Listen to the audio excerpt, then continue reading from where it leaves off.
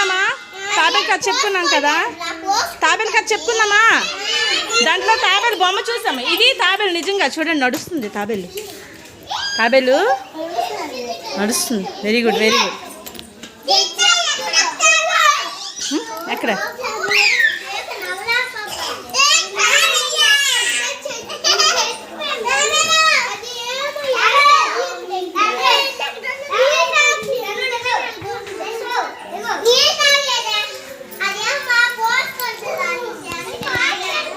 ఏంటవి?